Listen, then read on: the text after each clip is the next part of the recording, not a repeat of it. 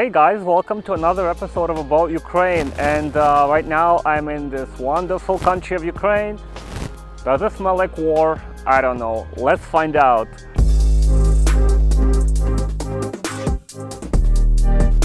So as most of you know, I don't really like to talk about politics in this channel, but in this instance we have to touch on the issue because it's been all over the news.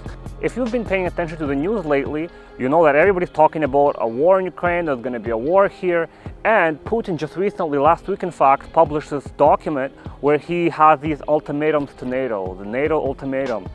Anyway, in this document, Putin really harshly criticized NATO, United States. Anyway, in his ultimatum, Putin said that he doesn't want Ukraine in NATO ever. He also said that he doesn't want NATO's expansion to the east at all. And he also said that he doesn't want NATO forces to be stationed in member countries, basically any country that joined NATO after 1997 or something like that.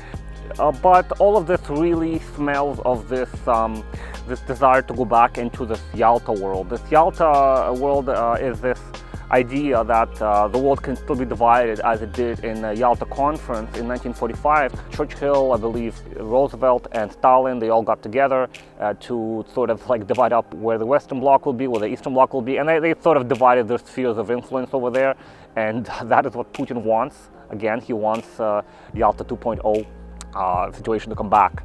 And to understand all this better, let's go back into history and look at the Warsaw Pact. Well, what was the Warsaw Pact? The Warsaw Pact wasn't like a collection of states like the United States or the European Union. These countries were under occupation. And what happened when someone didn't toe the Soviet line? Well, we all know what happened in Czechoslovakia in 1968. We all know what happened in Hungary in 1950s. What did I teach those countries and everybody else around them? Is that if you step out of line, you're going to get put back in line. And what did those countries do? At the very first chance they got, they left the Soviet Union, they left the Soviet bloc, and they joined NATO, they joined the EU as fast as they possibly could. Putin doesn't seem to understand this little lesson over here. He thinks that he can do anything he wants and, people will just automatically be his friends. So it seems that Putin didn't really learn his lesson on Ukraine. If you want to build brotherly relations on the basis of colonization, if power to you means getting sovereignty over another country and getting control over its politics, then you're going to turn any friend into an enemy very, very quickly. And this is exactly what Putin did with Ukraine. What we have to understand, first of all, is that we have to understand that Putin has a sort of, dare I say, this vision of Ukraine that doesn't really match up with reality or the vision of the world. The reality is all of the Russian government is on board with that plan, and like it or not, Putin still has a lot of say in the world. And as far as we know, he was going to maintain that position, and we have to deal with it whether we like it or not. But where did it all start? Well, it all started on the 30th of October, I believe, when Washington Post published this article claiming that Russia had 100,000 troops stationed on the borders of Ukraine and it's going to attack very soon. And you know what? Everybody picked it up. Within weeks, it was CNN, it was Bild, it was Deutsche Welle, it was BBC. Politico, I believe, published a really long article analyzing all of that. And even Blinken, the Secretary of State of the United States, made a comment about it. And even Biden made a comment about it himself. And of course, this is just such a big deal because everybody's going to pick it up on it now. And even Ukraine was forced to comment on it, whereas before it hasn't done anything about it. So, but why now? Why does it all have to happen right now? Well, in this video, I'm going to tell you 10 reasons why I believe that this is happening and why Russia will not invade Ukraine. 10 reasons that I think that have been kind of missed in the landscape in the United States and in Ukraine as well. And that will sort of give you an understanding of what is happening here and whether or not people are in danger and whether or not I'm thinking of leaving this country if things get bad. And let's get to the bottom of it. The number one reason I think that Russia is not going to invade Ukraine because on the middle of December, I believe they passed a very big defense bill. And then the idea is to get Ukrainian leaders that didn't talk about it and the Western leaders didn't talk about the situation is to change their opinion very quickly. And that is something that this has accomplished. And we also noticed that after December 15th, after this bill was passed, we kind of seen this whole situation kind of quieting down a little bit. And that's basically the result of that passage of that bill. The number two reason for that disinformation campaign and why I think Russia is not going to invade Ukraine is because America is trying to use Russia's game against Russia themselves. Russia has been successfully using government propaganda to spread its views around the world through channels like Russia Today, Russia 1 and Russia 24 is a bunch of propaganda channels. It's a way for the Western world to use the same weapon against Russia that Russia uses against them. And yeah, it's rallying the Western leadership. This approach is successful because now the EU, the UK, NATO, all of those countries are openly saying that they will impose greater sanctions on Russia if it does invade. And basically all of these things are due to this information campaign, and they're forced to make a stand. You know, people that were like tottering, like they weren't sure like what to say to Russia, they weren't sure where they stand. Now they're forced to make a stand, they're forced to make a decision, and this is something that, you know, this has accomplished.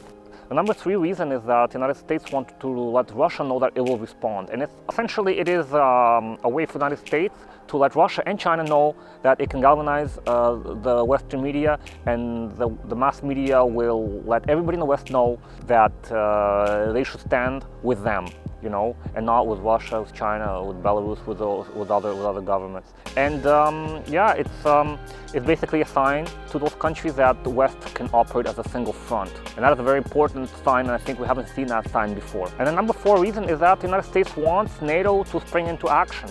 The intended reaction is clear. The United States wants NATO to up its spending. It wants the spending to increase, and it also does have this intended effect that makes people realize that Russia is not a figment of their imagination, or the threat of invasion is not a figment of their imagination. It's the real threat, and they better start making moves that support basically what they're thinking, what they're saying.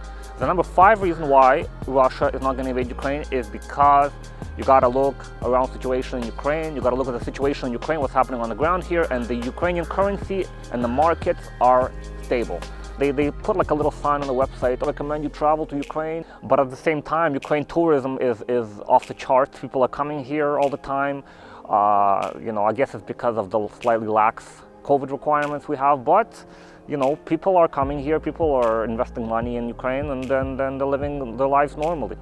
It's dangerous, we do not recommend it, but what are they doing? These are just words, right? Are they evacuating their embassy personnel? No, they're not really doing that. They're not doing that. They're actually increasing the presence in the embassies, they're increasing their rhetoric, they're increasing their what they're doing, and I think that's another good reason why Russia will not invade Ukraine. Number 6 reason why Russia will not invade Ukraine is that Putin's ratings are very low, and he needs this crisis to sort of flare up once in a while and then to come down. I mean, Putin wants attention, we all know that. He put those troops up closer to the border in the summer. He got a meeting with Biden, just like he wanted, and then in the fall, the same thing happened again. He put the troops up to the border, he got a phone call with Biden, and you know, that's like some like acknowledgement of Putin. You know, that's the only acknowledgement he's gonna get, essentially. And that little that he gets, you know, he enjoys it, he likes it, and he uses Ukraine to get it. Putin invests in, I would say, the conflict. This is his investment. He invests in the conflict through many ways, through threats of invasion, through hybrid warfare, through disinformation, and this is basically his strategy. And he does that to get concessions from the West. Number 7 reason why I think Putin will not invade Ukraine is because he wants to keep this situation under control and not get it out of control. And he wants benefits, and that is, he wants a better negotiating position. He wants to get sanctions removed. He wants people to listen to what he says, and he wants to come up with ideas to get what he wants without actually hurting himself. I mean, how does he do that? He can flare up conflict, that's one thing, but he can also pass repressive laws in the Donetsk area and Crimea. He can jail opposition there. He can do many things that will get the West attention. Western countries, they care about human rights, they care about fairness, and they care about people's lives, essentially. And Putin has no regard for them in those countries that he occupies, like Ukraine, like Georgia, like all the other disputed territories that are essentially black holes right now. The number 8 reason that Russia will not invade Ukraine is that Russian people do not want war. They simply don't. I mean, who wants war? I mean, there's really no desire to repeat the Afghanistan scenario when the Soviet Union invaded Afghanistan. Russians have to deal with thousands and thousands of dead Russians I mean, nobody wants to deal that anymore, as Americans want to deal with having soldiers return from Iraq and Afghanistan with like missing limbs and in caskets. And based on many surveys, Russians do not hate Ukraine. They don't have a negative attitude towards it. At least like 70% have a positive opinion about Ukraine. It just simply will not get any public support. And public support, even in dictatorship, even in an authoritarian government, public support is extremely important. Once Russians start losing their sons in a war like that, they're going to rise up against the government. Many say that one of the reasons why the Soviet Union fell apart is due to the war in Afghanistan. That was the main reason, because people were disillusioned. They thought, I can handle the higher prices, I can handle this, I can handle that, I can handle the repression, but I can't handle it when my only child gets killed, And this keeps happening and happening and happening to everyone. The number 9 reason, I believe, is that sanctions would simply kill off Russia. The sanctions are pretty painful, and they're hurting Russia a lot right now. And one of the reasons why Putin wants to get concessions, he's trying really hard to get them. And the US Congress already prepared these sanctions in case Russia will attack. And these sanctions are waiting on Biden's signature. They're waiting there, and that means, removal from the SWIFT system. That means additional sanctions on the Nord Stream pipeline. It's going to be the end of the Russian economy. In terms of any kind of engagement with the West, you're going to see a lot of capital flight, you're going to see a lot of brain drain. And NATO and the EU, they are making it clear that they're going to go that way. Even if Germany, like Italy, some countries in Hungary, they're like saying, it's not a good idea, let's not do it. But you know what? They're going to be forced to do it once the European Parliament votes that resolution in. And the number 10 reason, probably the most important one, is that Russia has a lot of internal challenges of its own, and it has internal issues when it comes to the social cohesiveness, the social support, regional support. You have to understand Russia is a huge country with more than 120 million people living in it, and that's like tons of millions of little towns, cities, there's hundreds of oblasts, and they all don't share Putin's opinion, right? The situation in Russia will only galvanize the population even further. It will galvanize regions, it will galvanize mayors, basically it will lead to massive division in not only government circles but among the general population. That will likely also divide up the country into 2 camps, those that support the government and those that don't.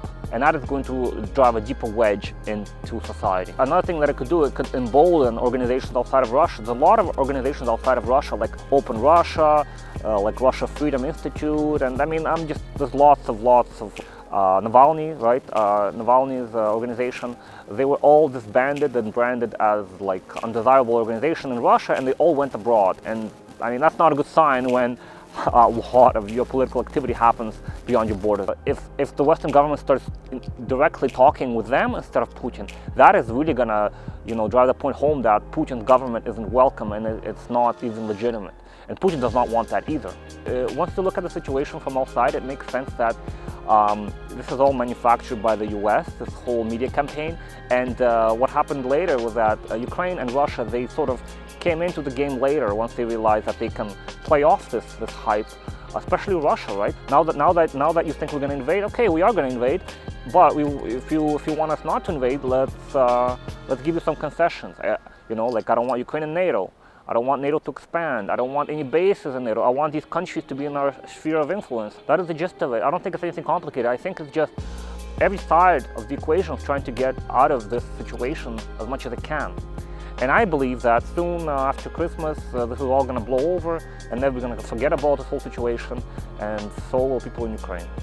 So in no way am I saying that I'm going to leave Ukraine, or you should not come to Ukraine, or you should reconsider coming to Ukraine. I think you should definitely come to Ukraine. Ukraine is a great country, and you should not let the Western media stop you. I mean, Western media can have its own agenda, it can have its own plan, it can have its own goals that it wants to reach. And you may have your own goals about Ukraine. And you should be objective. You should research yourself. You should check out other channels on YouTube, get more information, get as much information as possible. Research about the economic situation here, about the markets and all of that, and make your own decision. And come down to Ukraine and enjoy this wonderful country. Thanks for watching, guys. Your support really means to me. Like and subscribe. Leave a comment down below. Hit a like or dislike if you don't like what I'm saying, and have a good one, guys.